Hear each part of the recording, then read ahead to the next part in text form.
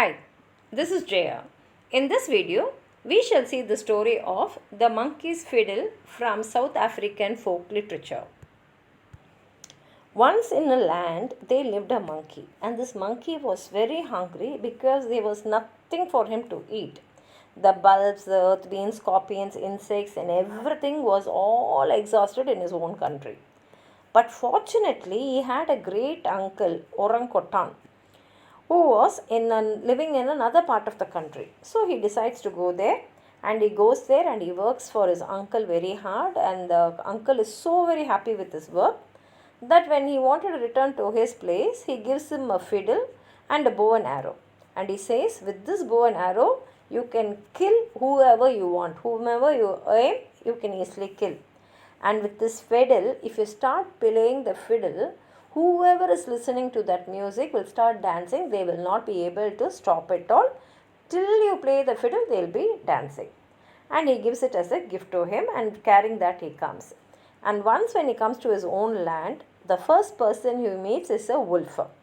And this wolf is a very good friend of the monkey, so he tells him all the news, what happened to the place and all that. And finally he says, that morning you tried to catch a deer, but the deer escaped and went. Immediately the monkey says, don't worry, with this bow and arrow I can catch anyone. Just show me that deer, I'll catch it. So the wolf goes and shows the deer to the monkey, and immediately the monkey hunts down the deer. And they have a good meal together. Now actually this wolf must be thankful to the monkey, but instead he becomes jealous, and because he is larger than the monkey, he tells him, I want this bow and arrow. But the monkey says, no, I cannot give it to you. But the wolf was very strong, so he kept on arguing with him, and that time a jackal passed by. Immediately the wolf told that the monkey had stolen his bow and arrow. Now the jackal is asking to both of them, and the monkey is saying, no, this is my bow and arrow. My great uncle gave it to me.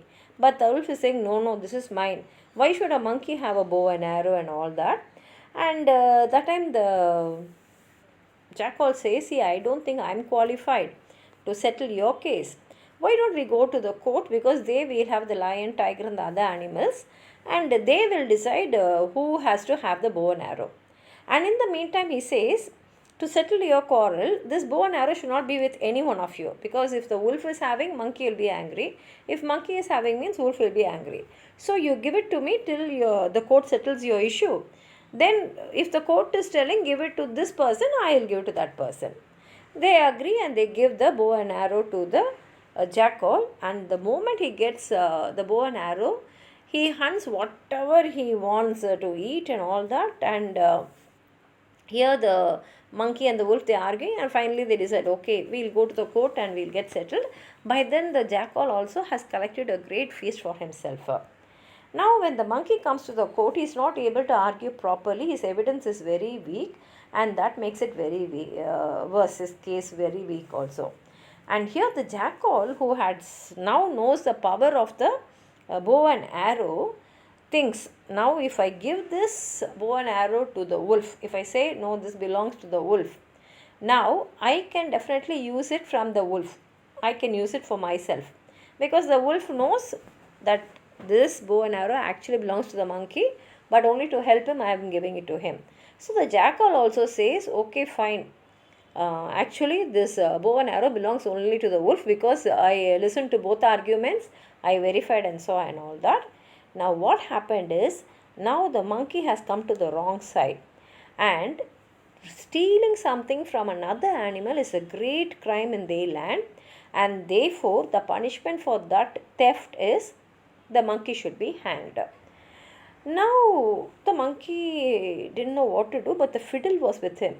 So he says, okay, fine, now the court has decided that I should be hanged. And if you would ask my last wish is, I am very good in playing the fiddle. I want to play the fiddle to my heart content, and then you can hang me. And actually he is a master player also. And this fiddle has magical powers. They also say, okay, you can play, because no one knows about the fiddle. And he starts playing the cock crow. And the moment he starts playing, everyone becomes lively, and who all are hearing the music are dancing, and they're dancing like whirlwind. They're not able to control themselves. And the monkey is happily playing the fiddle, and many of the dancers are becoming so tired, they are really falling down. But even if they fall down, their legs are moving, the legs are not stopping at all. And the monkey just continues. He's seeing everyone falling down, but he's not bothered at all. He's just playing the music. He places his head lovingly over the fiddle, and he closes off his eyes half closed, and he keeps on playing. He keeps on playing like he's not at all bothered about the other animals getting tired, falling down, and all that. And the wolf, who becomes breathless, starts begging, please stop, cousin monkey, for love's sake, please stop, because he knows he's so tired, he's breathless, he was not even able to breathe, and so he begs. But the monkey does not listen to him. He keeps on playing the cockcrow. And then the lion shows a lots of sign of tiredness, and so he calls his young lion wife, and he goes by the monkey and he says, now see, you can take my whole kingdom, I don't want, see, the lion is the king of the place, so he says, I don't want it, you take, you ape, but please stop playing this. Then the monkey says, if you want me to stop, then you gave me a judgment, no, that I should be hanged. You withdraw that sentence, and then I want my bow and arrow back, because that is my bow and arrow. And the wolf must say that he only stole it from me, because he really did that. So he has to say. And wolf, who is now just out of his breath, cries, yes, yes, I acknowledge, I acknowledge. And the lion also says, oh, then you are the thief. Then he says, okay, then I'm withdrawing the sentence which I gave you. And then, even then, the monkey takes a few more minutes to play the cockcrow with his fiddle, and then he gets back the bow and arrow, and he then climbs on top of the nearest tree, and he sits there. And now he has the fiddle, he has the bow and arrow, but since the fiddle is still with the monkey, the goat and the other animals, they are so afraid, because they know what is the effect of the fiddle. So they all leave that place, they run away to different parts of the world to escape this monkey, and the story ends here.